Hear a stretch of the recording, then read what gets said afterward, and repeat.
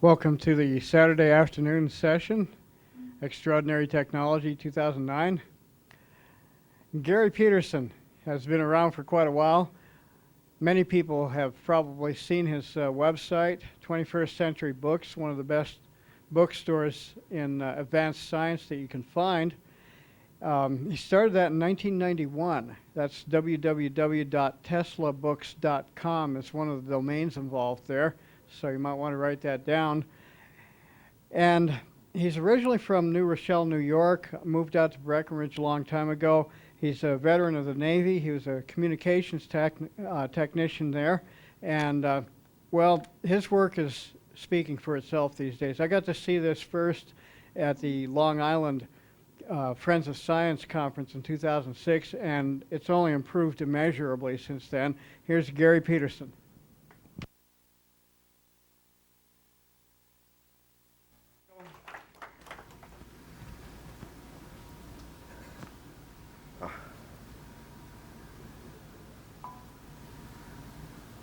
I'm going to be speaking a little bit today about Nikola Tesla's system for wireless transmission of electrical energy, and also make a few remarks just about the wired system that was developed here in the United States in the late 1800s, just for the transmission of power for lighting and turning the wheels of industry.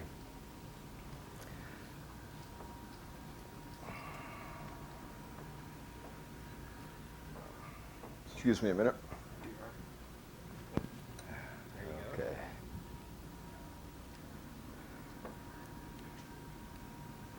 Alrighty. And so, start off with just the basic DC system, actually, that was being promoted by Thomas Edison. This is an electrical machine. The reason I wanted to show you this was mainly, well, first of all, this is a DC machine, and this is just an accessory for that. But you'll see down here there are a series of, these are the loads actually. In this case, these are arc lamps that are hooked up in series, and it's a two-wire system. You have a complete circuit here, and this would be the type of apparatus hooked up to this circuit. Oop. Thing seems to have a mind of its own. The here's a spark gap, or well, actually it's a gap, a spark gap. There's an arc formed in here between these two carbon electrodes, and these provide illumination. And this was from a Tesla patent for the arc lamp, and this is a controller which would actually progressively move the two electrodes towards each other as they were consumed through the arcing process. So that was the state. That was, well, what was that? It doesn't have a date on it, but it was around 1887. And within 10 years, the Edward Ames power plant was being constructed. And here is, the thing does tend to go on by itself. This is under construction, and this is what we ended up with. We moved from a DC system to AC system, where these are more modern transmission lines, and I wonder if that would stop it.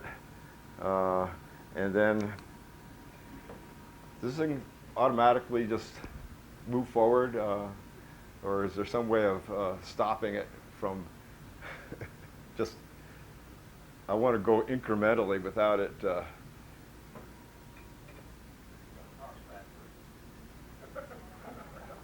Well, I'll deal with it. Yeah, just push it to the. Yeah, I'll deal with it. No problem. We turned the wheels of industry, but we all know about this stuff. We have AC power for over 100 years now, and once Tesla had gotten this stuff figured out with the help of a bunch of other engineers, with Westinghouse and General Electric, we got our motors to run, and we got our lights to light. And so he moved on to alternating currents of higher frequency and higher potential. And I'll be talking about, once again, a two-wire system, arc lighting system, also the one-wire and wireless systems. What we have here is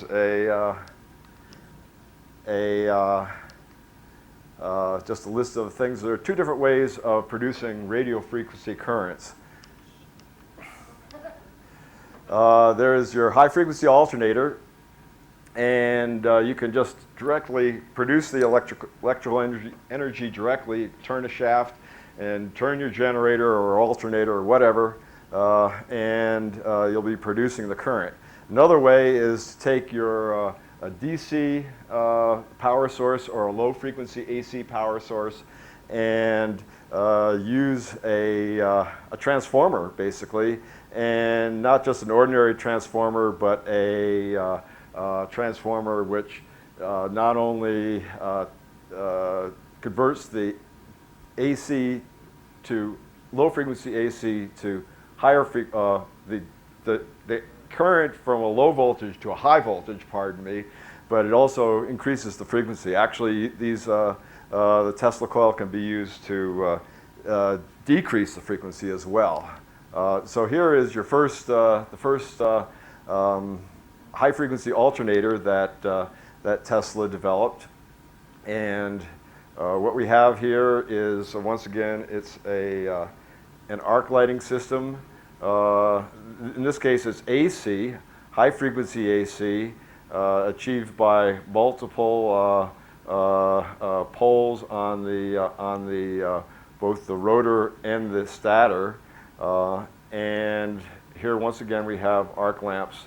They're wired in series. It's a two-wire system, and so what he found was this was his first source for high-frequency alternating currents, but he found that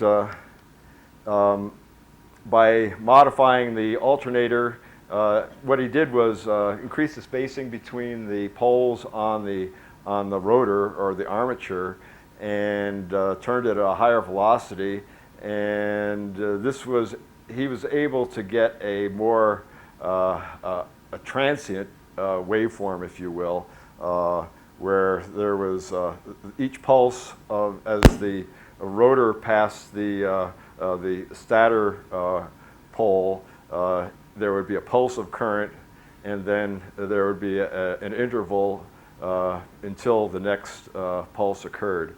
And this is one of the things that he was trying to achieve, to create an effect like the blow of a hammer onto the circuit. Over on the side here we have a symbolic representation of an alternator. This is actually a blown up version of a Tesla drawing showing that particular component. You're pushing two buttons at one time. This one here advances you, this one takes you back. So I'm pushing two at one time? Yes. Okay, I'll try it. Yeah. Get your thumb up there. Over here, right? Yes. These Right two. and left. Right. Yeah, we'll see. Uh-huh. So this is the, by the way, where is the sensor for this thing? Receiver's right here. The receiver? Yeah, Okay. But you gotta remember, Tesla didn't build this, so it's kind of spooky. Okay. Is this a If ultra? Tesla would have built it, it wouldn't be spooky. It is an infrared, I suppose. No, it's RF. It's RF? Okay, well, great. Oh, excuse me, is your transmitter on right now? Yes. Is that transmitter over there on? No, it's off, actually. Okay, because that will spook that. Okay. It's RF. No, but no Like I intermod, said, remember. if Tesla would have made that, it wouldn't be spoken. Okay. There is an earlier version of transformer that Tesla himself used. They used to call these things inductoriums, commercial coils. It's just a spark coil, induction coil. This one was made by Rumkorf. I believe that's some close to the pronunciation of the fellow's name, who is quite a skilled craftsman. And well, I went. Press the left button and go back. Yeah. Okay. Here is a circuit diagram. A couple of things I wanted to point out on this. First of all, well, I'm going to go back. Over here, this is the transformer. This is the secondary. The primary is inside of the secondary. And at the end here, you can see this mechanical device here. It's a buzzer, actually. The old Model T or old Ford spark coil, the buzz boxes, had the exact same circuit for interrupting the flow of current into the primary. As a matter of fact, this is called the interrupter. And you can see this. The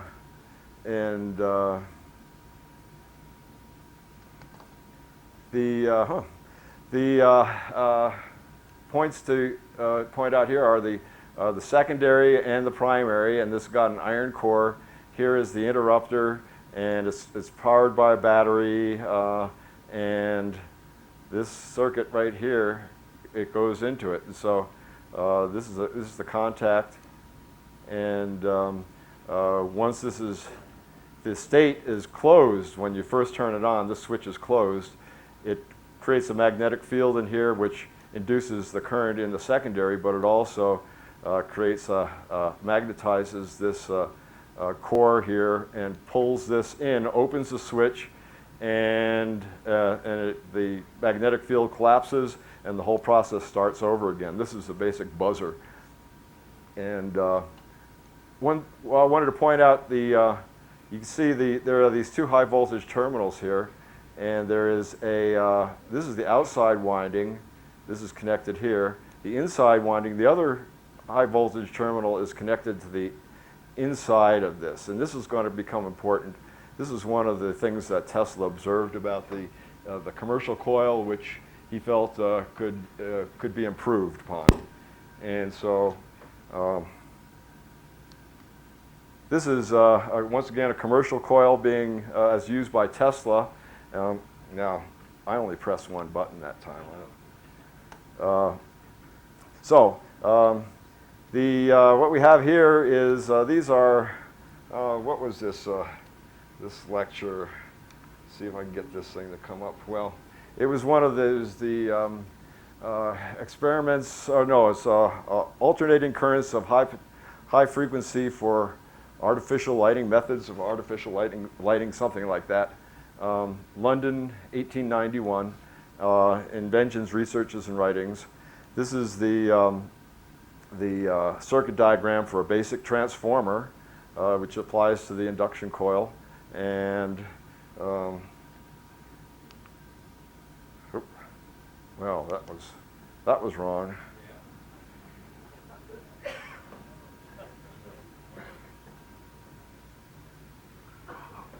Oh, okay. Well, we're okay. Well, let's see. Well, I don't have a mouse here.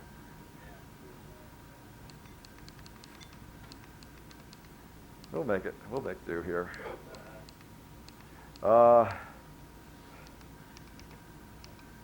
So, what we have here is that induction coil, and this is one of the improvements that Tesla made upon that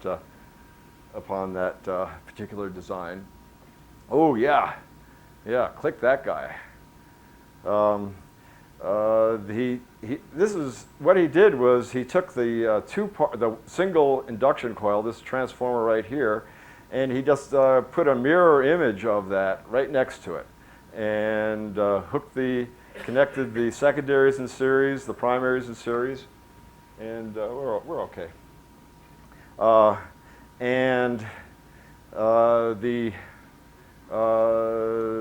what happened was in the very middle here. Well, let's move on to the next slide here.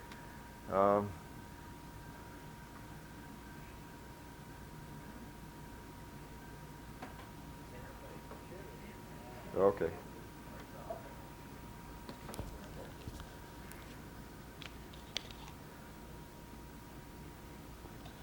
The idea was to first of all, he recognized that there was a problem with a breakdown between the primary and the secondary of the transformer, and by putting these two secondaries back to back, so to speak, he could actually drive the potential at the on the very inner windings, drive that very close to ground potential, and so it would have a tendency to reduce the sparking between the primary and the secondary windings. Still working on it, eh? Yes.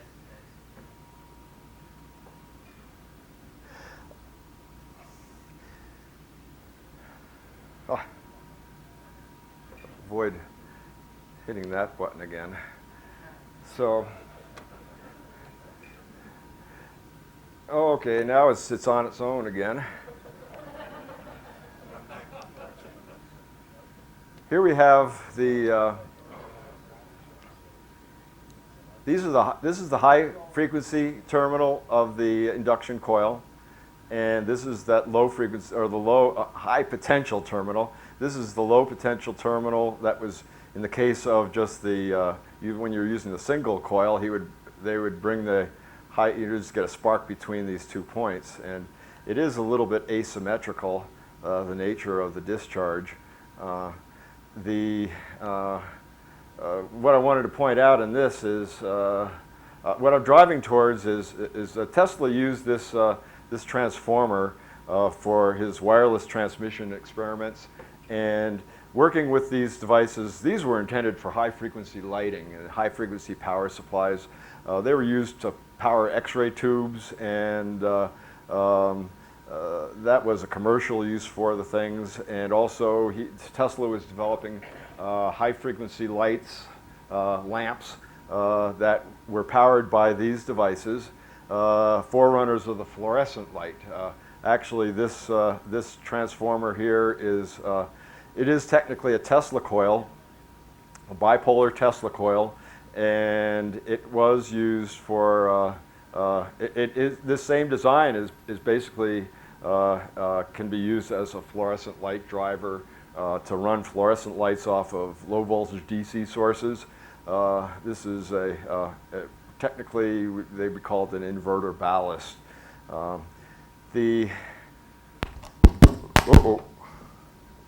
No, that didn't help. Okay.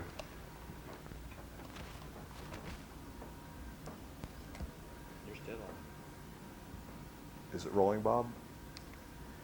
This is a patent drawing, thank you, of the same bipolar Tesla coil. We can see the two primaries, the single primary and two secondaries, and in this case, these are the secondaries. And notice one change. This, as I said, this is from a patent drawing, and what he did was he moved the primary winding from the inside to the outside, and it's a band of metal that encompasses the entire assembly, secondary assembly, and now the high potential terminals are in the middle here, and this gives you a what it does is, instead of having this high potential on the outside of the transformer, your high potential is in the middle, and you can ground this primary and increase the safety of the power supply for commercial use. Now, okay. Moving on. Here are a couple of transformers as commercially manufactured, or, well, actually he was making these on a limited commercial basis, apparently.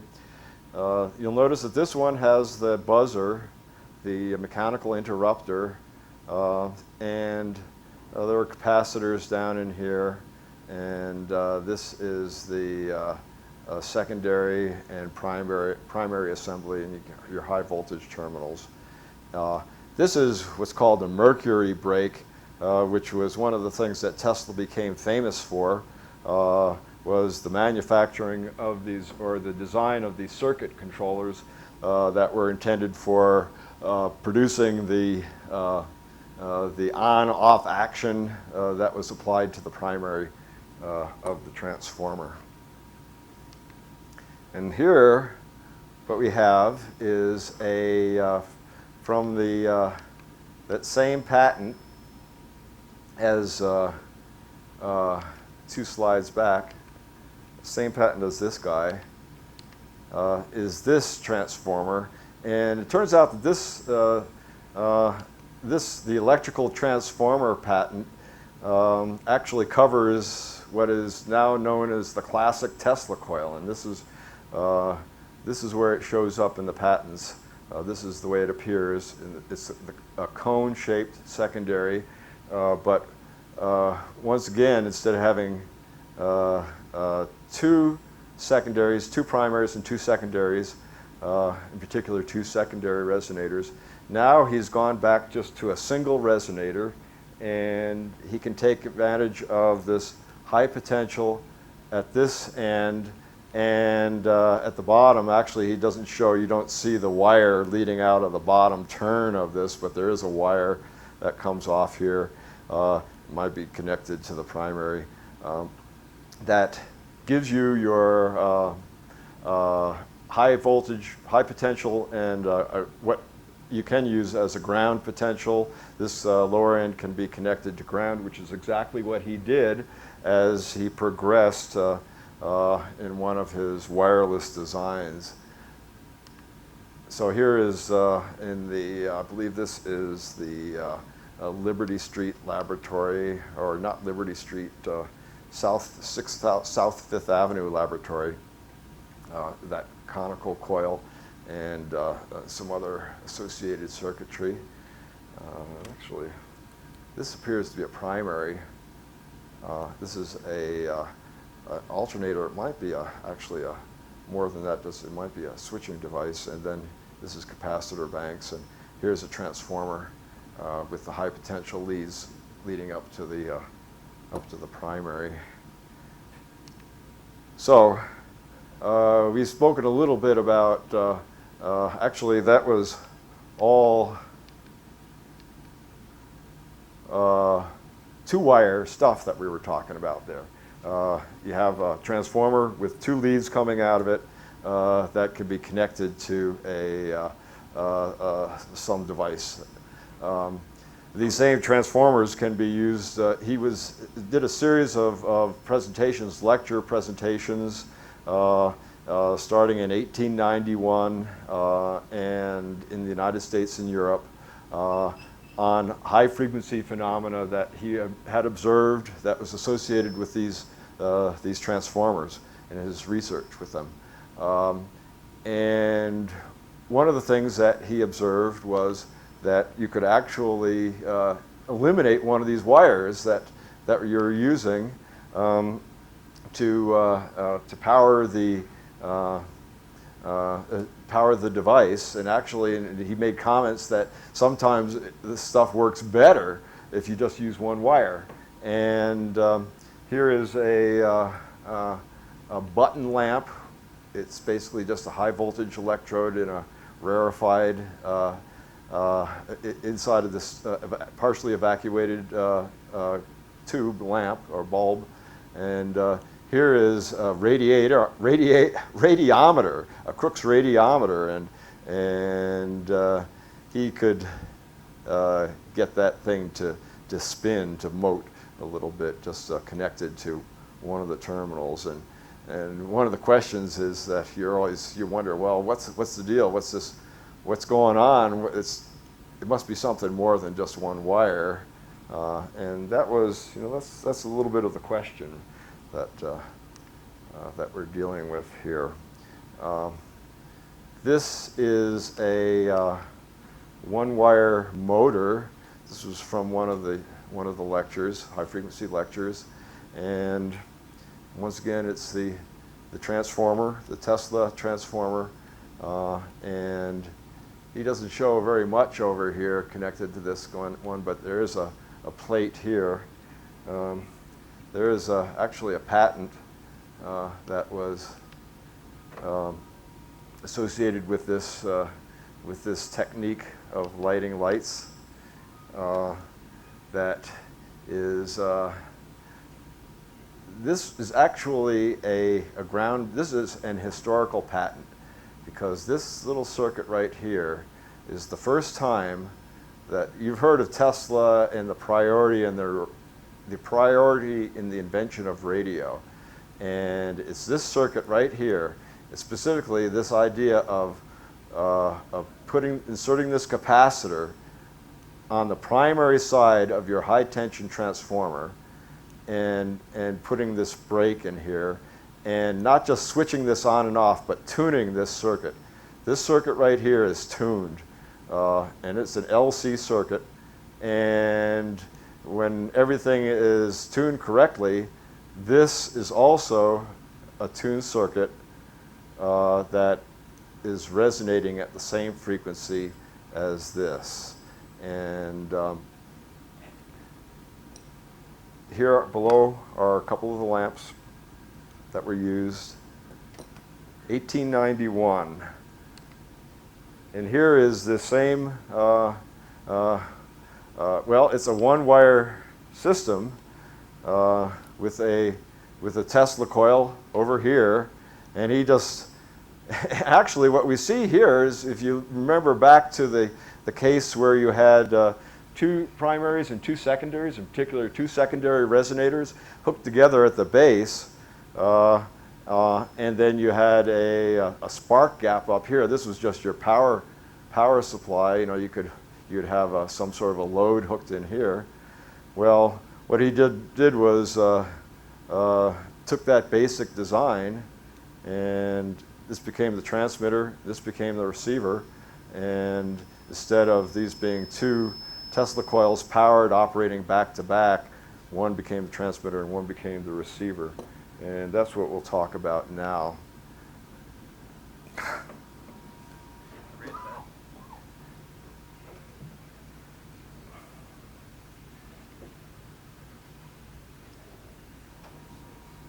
Hit the red button. I hit this bottom one. That's my mistake. Should. Oh, wow. It's right and left, right and left. Oh. What did you do? Did you just hit that one again? Yes. Okay. So let's talk a little bit about wireless transmission and Tesla's invention in the priority of radio. So here is that same circuit once again, and this is blown up a little bit, but notice that this is that circuit with your alternator, your source of alternating current, a power supply transformer just to give you a little bit of boost in your voltage. Then you got your primary circuit, your resonance circuit here with the spark gap, the primary inductor, and the primary capacitor consisting of a tuned circuit there. And then you have your secondary, and this is the resonator. And you could easily see, well, I'm just going to hook ground to this, stick my antenna on that. This is an RF power supply, and this is exactly what they did for early radio circuits, your spark gap radio transmitters. We got the exact same thing. Your low voltage AC source, your power transformer, your primary tank circuit with the spark gap capacitor inductor, and then you've got your secondary here, and what do? You stick an antenna on it, you ground it. This is what Marconi did. what do you get, a Nobel Prize for this? Ferdinand Braun. It's a Tesla coil. I want to push that guy again. Here it is. This is Tesla's. This is the circuit here. This is from one of those high-frequency lectures again. Experiments with alternating currents of high frequency and high potential, I think, maybe. All these circuit components, they're right there. And Tesla patented this in 1891. So at the lecture, at this lecture, the London lecture, 1891,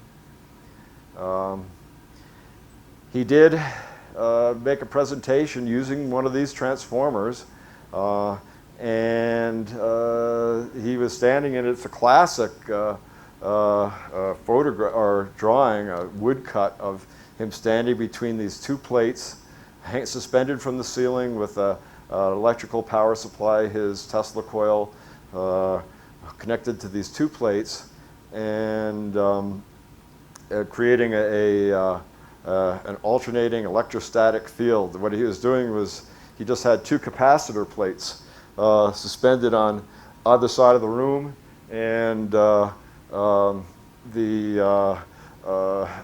effect was that he could stand in between there, hold up fluorescent type of bulbs and lamps and tubes, and get these things to light up. And it was basically like being in between the two plates of a capacitor that was being that was connected to a radio frequency power supply. So I'll talk a little bit about this these wireless transmitters, and there are actually Tesla had two different systems that he ended up developing as time went on. He got out to Colorado Springs, did his experiments.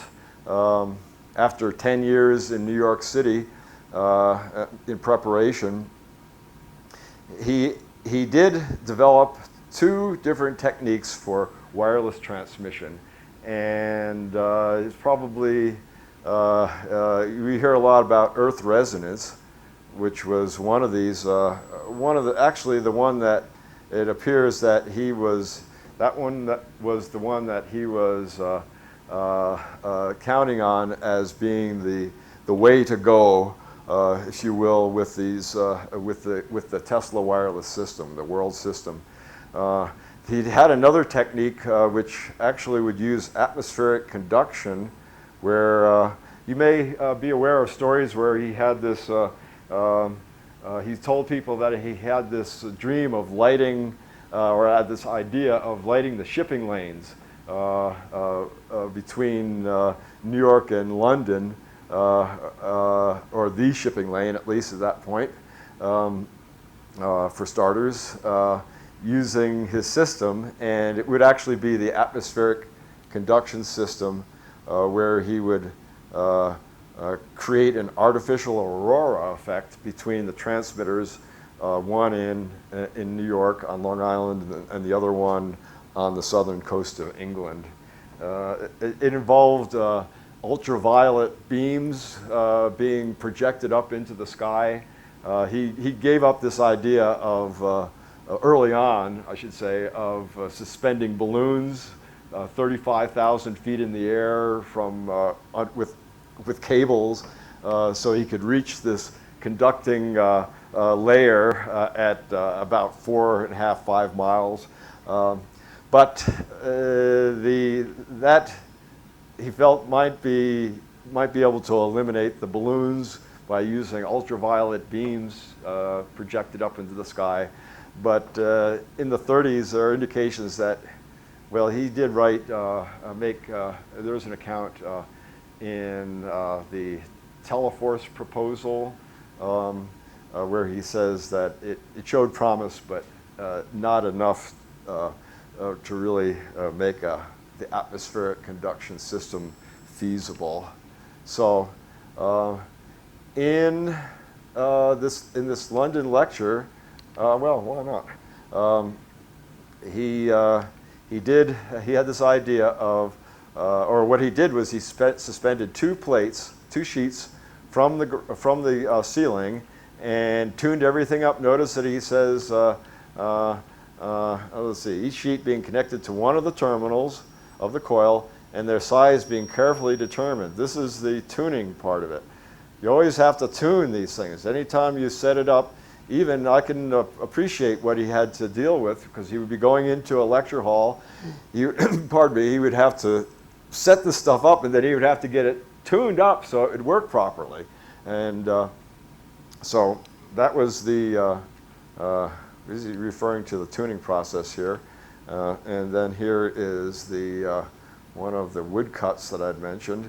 This was actually before the Columbia College in 1892, I think it was. I'm not sure.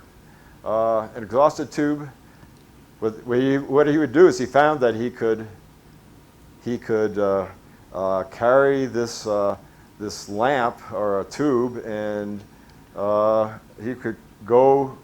Certainly get them to light up in between, but he could even get the things to be illuminated when they were outside of this area in between the two plates. And here is once again the alternator, and it's a slightly different circuit. It appears that this was one of his specially prepared alternators, where it didn't require a spark gap in this capacitor there. So this is that transformer again, and what I wanted to do was show you how he modified this transformer. The first step was to, as you just saw there flash by, was to take this, and what I'm going to do now is take us through a little bit of a not really speculation, but we'll take a little, we'll interpolate between two known circuits that Tesla actually had. And this is the first one we know. This is the basic circuit that he was using at these lectures. These are the two plates which were suspended from the ceiling and connected to the high potential terminals of the transformer. Here's your power supply, your primary circuit side. And the first thing we'll want to do is well, what we're going to do is we're going to cut this, we're going to end up cutting this circuit right in half. And as I already mentioned back there with the one-wire transmission circuit, this is surely a way that it occurred with Tesla, that he was working with these things, and he just made, basically incorporated the earth into the circuit right in this area right here. And it involved just cutting this and grounding the bottom of these two resonators, turn them at 90 degrees, and so they're vertically oriented. And so the first step that you're going to want to do in that is to move that primary over to the side just to clear that up. And that was the speculation. And then, oh boy.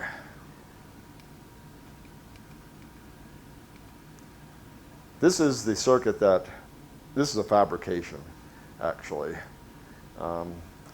This is the interpolation between a known circuit, this one, and this one here. We know this is, here we've cut it in half, we've grounded the terminals, and here is the known circuit again. This is from the Colorado Springs notes, and here we have we've cut it in half. We've got the two resonators here. In this case, this is labeled secondary, and over here, this is labeled extra coil. But they're grounded at the top. There's an elevated terminal up here. In the notes, in the Colorado Springs notes, this particular drawing is just a little bit larger than the other five, and it seems to me that it sort of reflects his his enthusiasm about this particular design, that it would be it was a possibly, well, it appears that this is what he was planning to use at Wardenclyffe after he returned back to New York.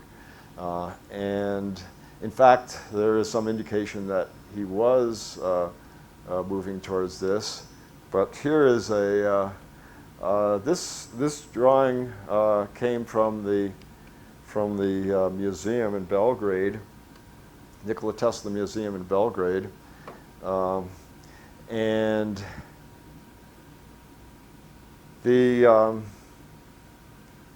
what we have here is this transmitter, which shows your resonator, your power supply, your primary and secondary with the elevated terminal and ground connection.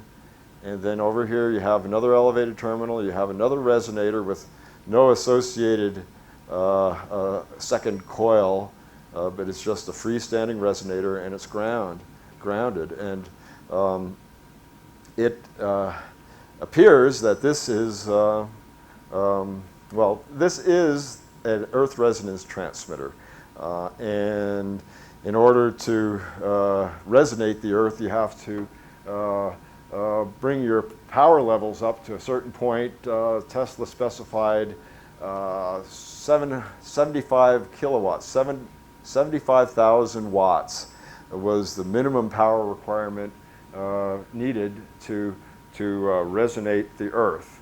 And what we have over here on the right is a receiving transformer, and this one does have the load on it, and so this comprises a Tesla wireless system. And I found this one here. This one you might have. Well, it didn't work for. Oh, there we go. Great.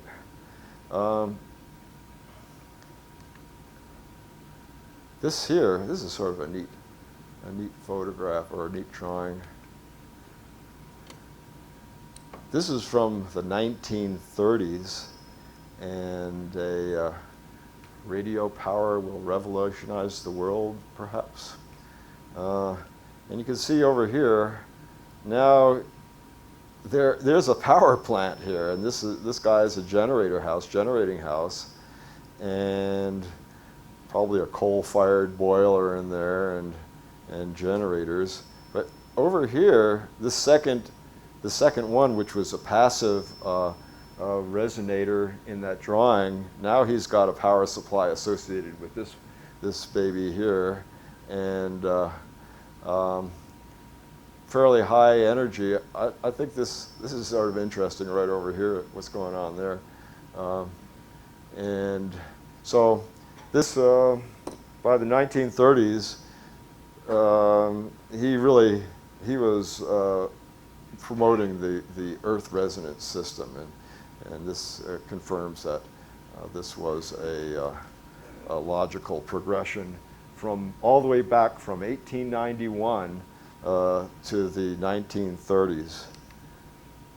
So now that was the earth resonance transformer, but there is a second type of Tesla coil that we're all familiar with, that we just got a little flash of there, where instead of having two plates suspended from the ceiling, we just have a single plate, and the second terminal of the transformer was connected to ground, which is, of course, what we've been talking about here for the last few slides.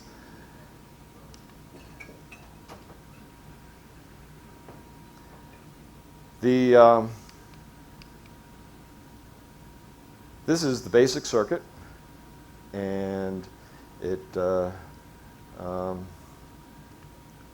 and this is another representation of that circuit, which actually has some similarities to the earth resonance transmitter that we were looking at before, but in this case it's the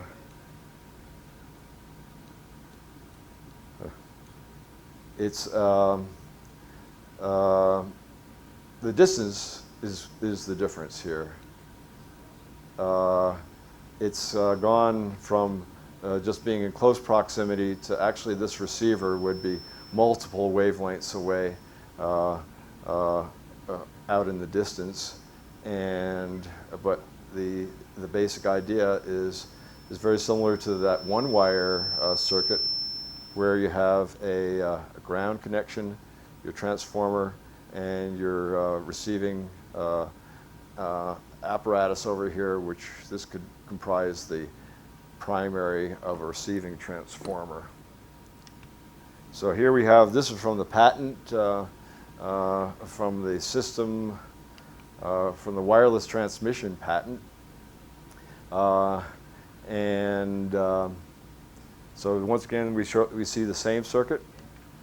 And here is, this is that similar circuit. Now remember, we were talking about the atmospheric conduction method. And this was a demonstration before a patent office examiner in 1897. And what he would do is put a current, high potential current through a partially evacuated tube up here. And this really replaced the wire. Of course, the return circuit is through the ground, and so you have what really, in essence, comprises a two-wire circuit here using high potentials and high potentials at the top, high frequency, high potential currents with low amperage, and then the high current is between the ground and but the potential at the bottom of the transformers is lower. And here we go with the, this represents the Earth. This is the Earth. This is the conducting layer starting at about 4.5 to 5 miles. And then as it gets, and he shows it there, and then it gets more and more rarefied until you get out into space, which is insulating. And the Earth is conducting. So this is the basic setup for the system. What it's how it's installed, or where it would be installed on the Earth, of course. Here is the Tesla coil transmitter from apparatus for transmitting electrical energy, 1914 patent, which shows the same circuit with the ground and a resonator and a ground terminal resonator. In this case, it's actually an extra coil, which, the resonator. There's a transformer in here, which might be considered as an impedance matching transformer or a power supply, just to up into and high potential up to the elevated terminal. Here once again is the what was actually built on Long Island, and here is Tesla's own drawing of that particular circuit. This is once again, we've seen it over and over again. Ground connection, resonators, primary and secondary with the load, and your elevated terminals. So now get a little bit into the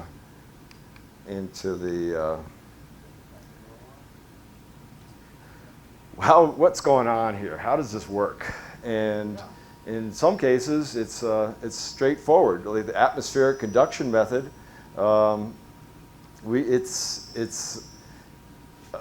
There's really nothing magical about this. There have been people, Henry Bradford, an old-timer, low-frequency fellow from up in Canada, Nova Scotia, knows a lot about Marconi. He says, well, you know, this can work. All we have to do is build it. But according to Tesla, we probably wouldn't be really happy with it. It would work, but it wouldn't really do it for us. It wouldn't be providing the system capabilities perhaps that, that might be available with the Earth resonance system. Now this here, probably the only way to really tell if this is going to work, the Earth resonance system, would be to actually build it. And as I said once before, it's going to require the 75 kW just to get up to 1% efficiency with your transmission. According to Tesla, though, as you added power, you increase power, you've already overcome your initial 75 kilowatt loss or requirement, upfront requirement. And so after this, the way the story goes is that, say you get up into the megawatt range, and 10 megawatts might give you a system with efficiencies in the 90%. But there's really no way to know until it's investigated. Now, there's this third category here, which is what I've been working with my apparatus here, and which of course is Tesla's apparatus. And the question has been raised. Well, you know, if you need ionized beams and ionized atmosphere, or you need to resonate the Earth, how can a small-scale system be called a true Tesla system? And I guess it's a matter of semantics, perhaps. Well, in reality, a small-scale system is incapable of working like an Earth resonance system or an atmospheric conduction system. It's just, you just don't have the power, but you can demonstrate attributes of the system, of a full-size system with a small-scale system. And that's what I will be showing you today. Actually, it will just be a glimmer of what can be done even with a small system like this. Let's see. Well, we'll just move on here. Well, let me just dwell here for a moment. These are the three suggested possibilities. The single wire transmission line is now. I won't even attempt to get into the physics of this one here, primarily because I don't have really the knowledge to be able to describe this adequately. I can sort of great. I can make some just some comments. There's there's a thing called the Gobau transmission line, and it's a method of just transmitting energy through a single wire without a return. There's also the second one has been proposed that actually Tesla seems to have suggested that this might be actually Tesla really was talking about all three of these.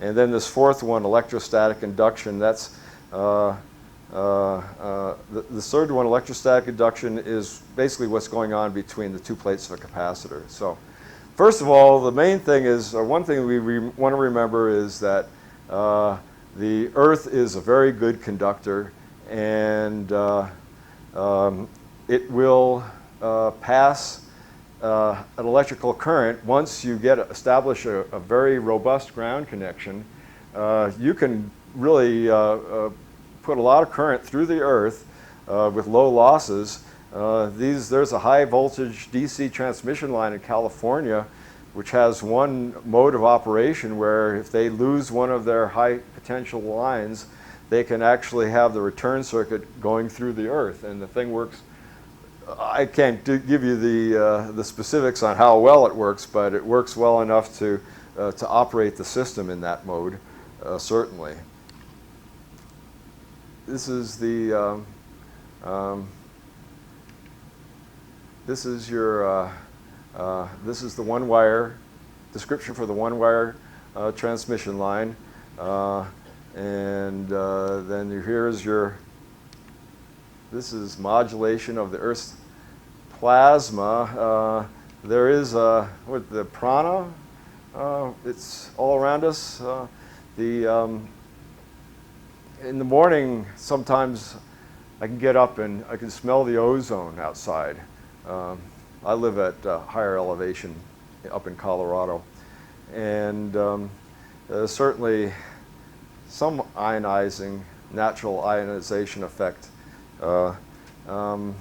There was a system called the Ground Wave Emergency Network, and it was a communication system that was in operation a few years back, and that has been described as operating on this principle, which I found that quite logical. Then there's this third one, which is that what we have here, the two plates of a capacitor. This is a circuit diagram. This was actually created. This is a redrawing of a circuit diagram created by Greg Lee out in California, who has a large Tesla coil project in the works. Was planning on building a machine in Utah at some point in the future, and this in an attempt to model a wireless system. He did become interested in Tesla wireless.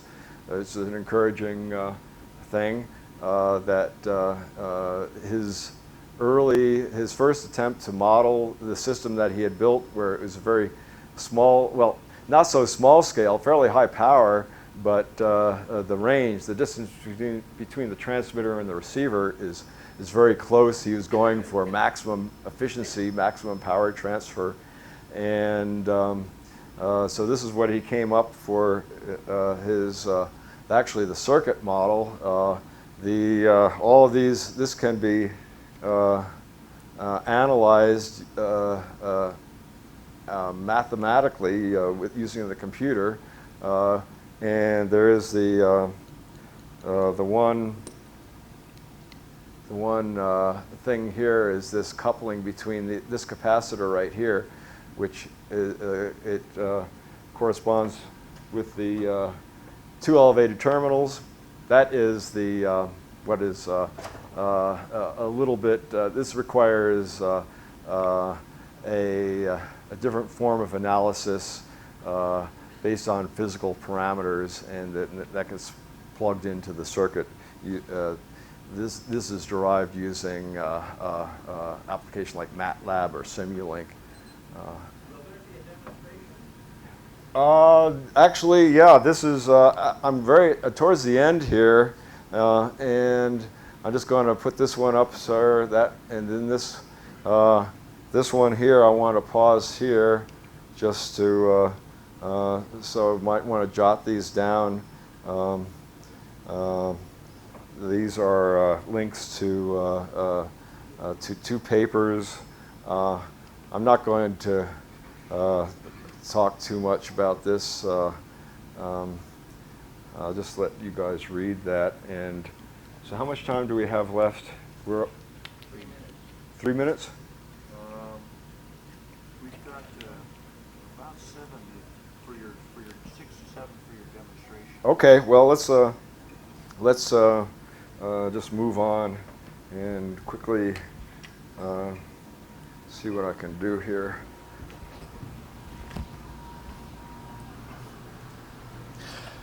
Okay, this is a Tesla coil transmitter, and let's see. Now we have a. Now this doesn't seem to be doing too much. Maybe we could perhaps we could bring these lights down a little bit, and you can see that there is a field associated with this thing, and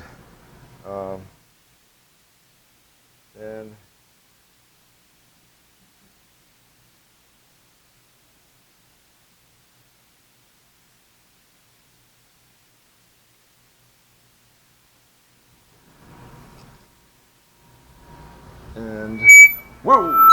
Oh, that's understandable. So the thing is, it's doing its thing on that end.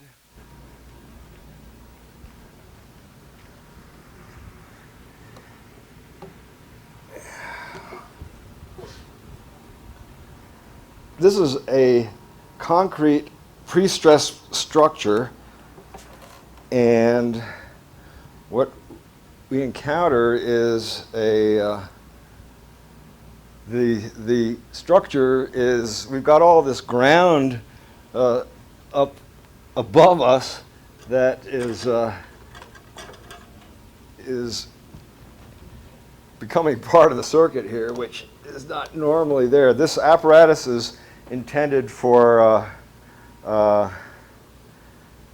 outside use, and there's a gentleman, Professor Mile, Constantine Mile, that many of you, I'm sure, are familiar with, has been talking about this same system for a few years. And his apparatus, of course, is a tabletop apparatus, which is fine for, it's great for inside. It's actually, in some cases, it's a little bit better. And so you can see, now, there is an LED here, and it is illuminating, and I don't know,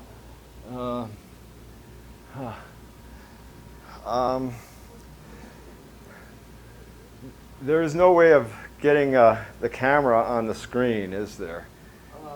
There is, but It's right in front of the projector.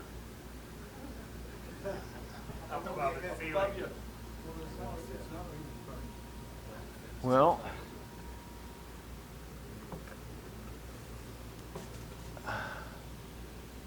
Yeah, we shut the projector off because we put it right in front of the projector. okay. Okay. Now, with the point that first thing, I'll just get past this. What I'm doing is, you can see, well, this light, this LED is illuminating as I bring my hand close to it, which means that the system is vibrating at a higher rate than that system over there. And by pulling this down incrementally, this is really the tuning process for getting the thing to work. And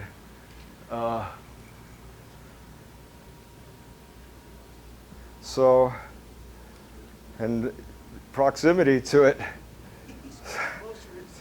So it's what we could do would be to move this over that way, and okay, this can be done.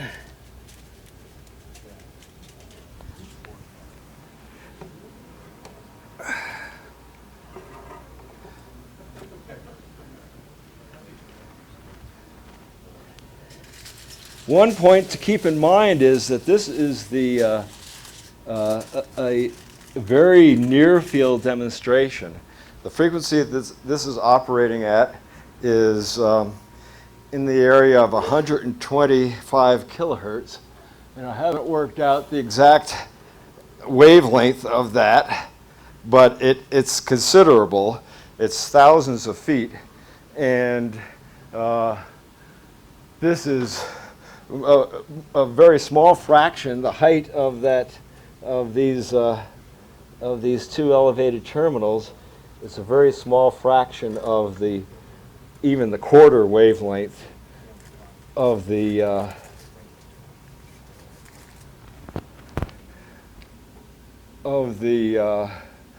actual wave. Now,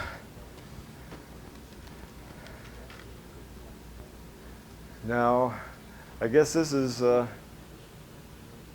can we zoom in on, let's see, wrong camera. What about this one? Is this one available? They're moving it now. Oh, okay, excellent. Okay, see where my finger's pointing? That's where we need to go, guys. Okay, see where my finger's at? Let's zoom in right here. Bring the zoom in right here. Tilt down and zoom in. Okay, tilt down. Okay. Zoom in. Now, put that on the top of the screen. Is this guy right here? You see it? Now, if we could get lower the light a little bit here, and yeah, there it is. And so, yeah.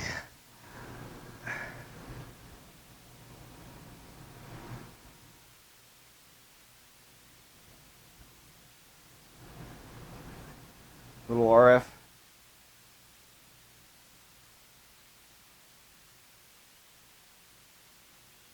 This is a power MOSFET circuit. There is a website. It's www.teslaradio.com, which has a description of the transmitter circuit and the wiring diagram. And this is only 12 volts. What I'm doing now is just sort of getting a handle on how hot this MOSFET is, and it seems to be okay. It's only 12 volts, less than an amp current. Let's see where we're at now, 13 volts, 13.04 volts. It's about 6 amps. And, well, I guess maybe just turning it on and off over here will be, there we go. See, now it's off, and now it's on. So this is wireless transmission Tesla style, and the lamp, as I was setting this up to bring it out to Colorado, down from Colorado to the conference, I had the receiver about 75 feet away from the transmitter and was still able to get the light to light. With a little bit better quality receiver. That receiving transformer is not a particularly high performer.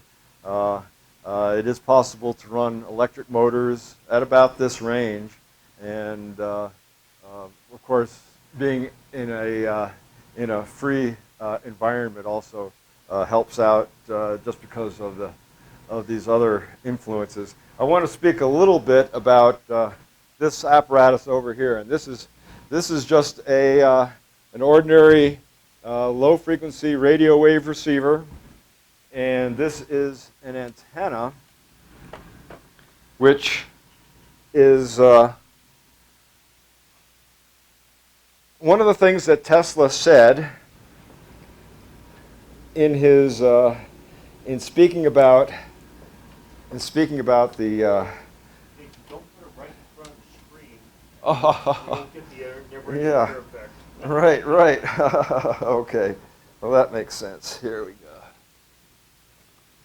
There we go.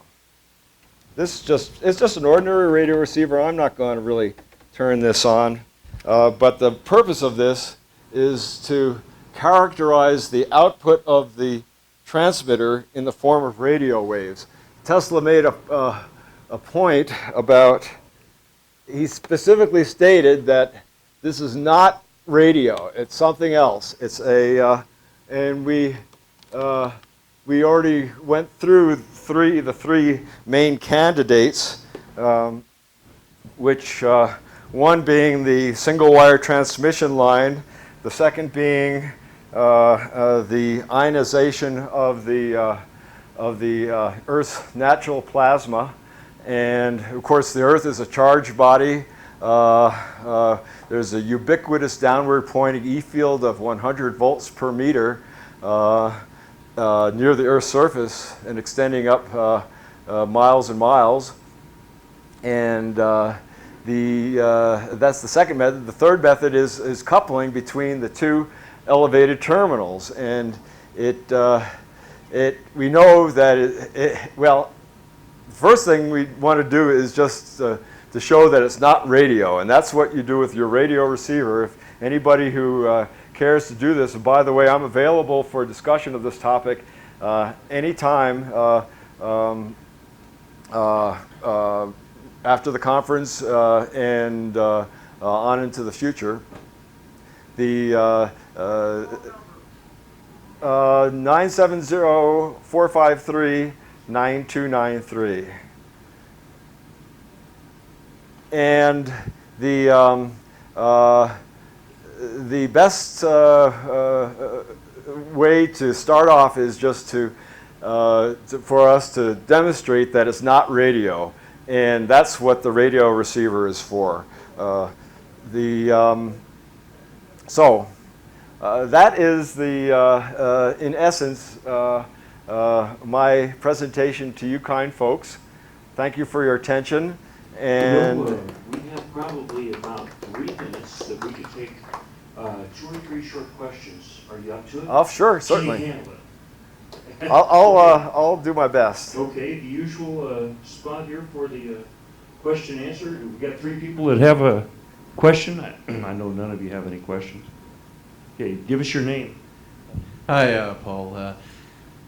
Can you explain basically your coil sizes and your wire sizes and diameters and the Okay. relationship between the receiver? Yeah, that's a good question. That's an excellent question. And let me just give you a little bit of a run over of the transformer itself. It's all homebrew. I use white PVC, 2.5-inch white PVC for the tripod structure, and got some pallet material, some nice oak, and cut it up, ripped it, and made the legs, bolted together with quarter 20s and steel, and the primary winding here is now it's stranded. It's some sort of an electrical used by an electrician. It is stranded. I can't give you the specifics on the wire size. It's somewhere around 14 gauge, 12 gauge, stranded. The coil form is 18 turns, I believe, on. This is the top of a 5-gallon pail that forms a nice spool to wind the primary on. The secondary is a Grace ice and water shield. It's a rubberized material with an adhesive backing that is very difficult sometimes to work with when you're up on the roof. That's what the coil form is. Sometimes I'll try to get inside and get some of the inside of it off. You know, sometimes you can reach in there and peel out the inside of the cylinder. I'm always looking to make it as thin as possible. And the ends, these ends are plexiglass, but polycarbonate is better. I've been using polycarbonate since more recently.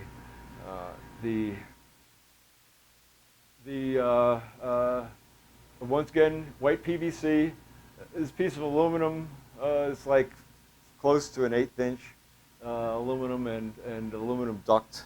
I just used a little bit of epoxy.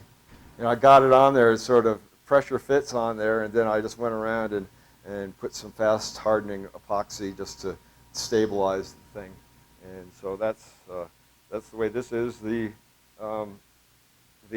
batteries, obviously, they're gel cells, the type UPS Once again, it's only there's 8 cells there, but they're all in parallel. There's only 12 volts, and there is another battery down here, which is a 9-volt battery, which is actually the gate drive power supply for the MOSFET.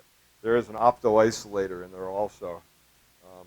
The pulse generator, really any pulse generator will work, but a little bit higher quality gives you the frequency stability that that helps. There is some of these folks like to use self-resonant Tesla coils just to eliminate this circuitry, but I actually prefer the pulse generator because it gives me more control over the apparatus. Anybody else?